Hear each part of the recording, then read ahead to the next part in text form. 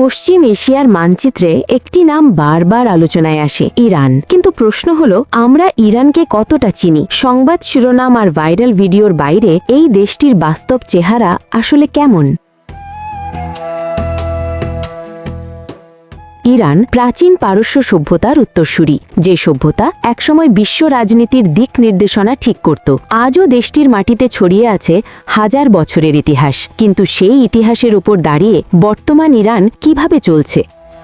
ভৌগোলিকভাবে ইরানের অবস্থান অত্যন্ত কৌশলগত। উত্তরে কাস্পিয়ান সাগর, দক্ষিণে পারস্য উপসাগর। এই দুই জলপথের মাঝখানে দাঁড়িয়ে থাকা দেশটি বহু শতাব্দী ধরেই আন্তর্জাতিক শক্তির নজরে।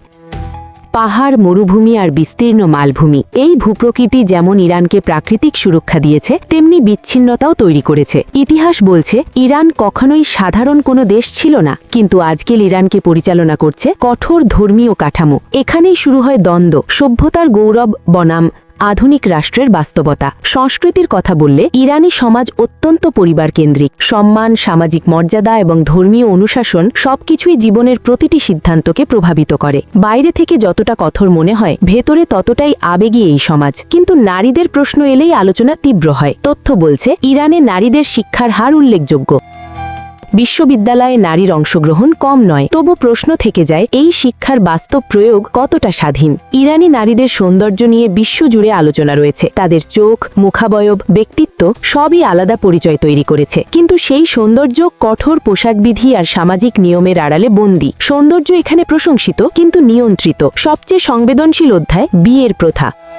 ইরানে বিয়ে শুধু সামাজিক সম্পর্ক নয়, এটি রাষ্ট্র, ধর্ম আর সমাজের যৌথ সিদ্ধান্ত। স্থায়ী বিয়ের পাশাপাশি রয়েছে অস্থায়ী বিয়ের ধারণা, যা নিয়ে সবচেয়ে বেশি বিতর্ক হয়।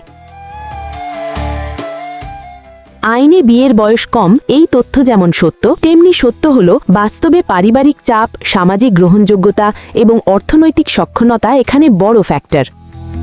শহর আর গ্রামের বাস্তবতা এক নয়, এক ইরান কিন্তু একাধিক বাস্তবতা। তাহলে প্রশ্ন দাঁড়ায়, ইরান কি কেবল কঠোর আইন আর বিতর্কের দেশ, নাকি এটি এক প্রাচীন সভ্যতা যা আধুনিকতার সঙ্গে লড়াই করে টিকে থাকার চেষ্টা করছে? উত্তর সহজ নয়। ইরান একদিকে নিয়ন্ত্রিত রাষ্ট্র, অন্যদিকে মানুষের অনুভূতি, সংস্কৃতি আর ইতিহাসে ভরপুর একটি সমাজ। ইরানকে বুঝতে হলে শুধু চোখে দেখা নয়, তথ্য, প্রেক্ষাপট আর বাস্তবতার ভেতর দিয়ে দেখতে হয়। কারণ ইরান সংবাদে যতটা একরকম, বাস্তবে তার চেয়ে অনেক বেশি জটিল।